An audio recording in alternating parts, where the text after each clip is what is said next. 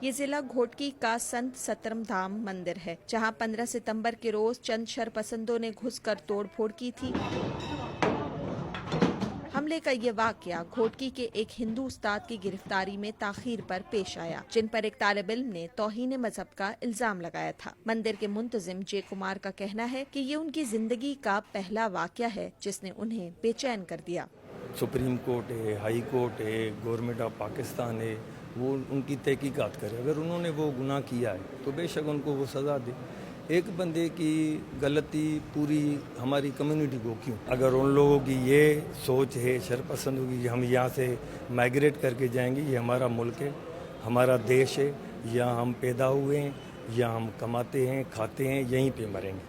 مندر کی بیرونی دیوار اب اونچی کی جا رہی ہے، جبکہ باہر حفاظت پر مامور پولیس کے جوان بھی تعینات کیے جا چکے ہیں۔ ایک طرف تو چند شرپسندوں نے ہندوؤں کے مندر پر حملہ کیا تو دوسری جانب مسلمانوں کی بڑی تعداد ہندوؤں کی عبادت گاہوں کی حفاظت کے لیے اٹھ کھڑی ہوئی، جو کہ اس دھرتی پر بسنے والوں کے لیے یگانگت اور امن پسندی کا پیغام ہے۔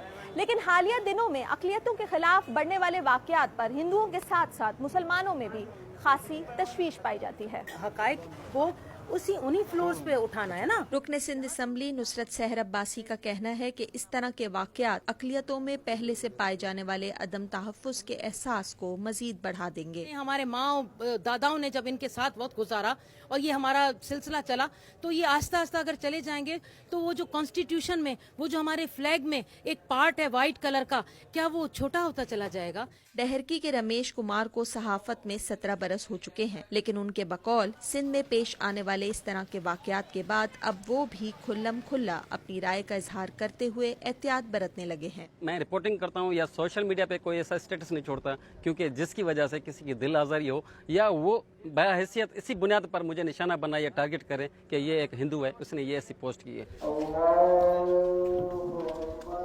ضلع گھوٹکی میں برچنڈی شریف کی درگاہ کو خاص اہمیت اور اثر و رسوخ حاصل ہے۔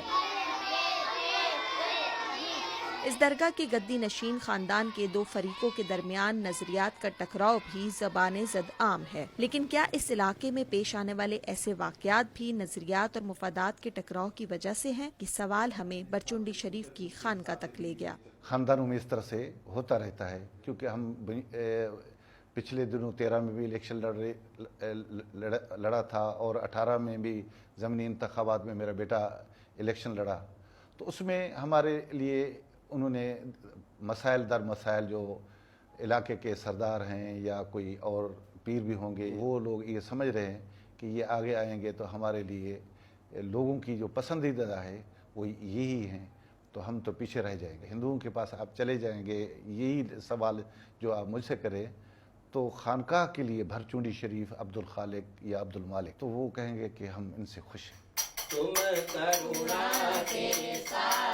سندھ کی سرزمین پر ہندو کئی 100 برس سے آباد ہیں۔ وہ اس زمین کو اپنی ماں تصور کرتے ہیں۔ حالات جیسے بھی ہوں، وہ اسے چھوڑ کر جانے کے بجائے ہر طرح کے دباؤ کو سہنے کے لیے تیار ہیں۔ لیکن یہاں معاملہ طاقت اور مفادات کے ٹکراؤ کا بھی ہے، جس میں اگر کوئی پس رہا ہے تو وہ طبقہ جو سب سے زیادہ کمزور ہے۔ Sidra Dar, Voice of America, ضلع گھوٹکی، سندھ۔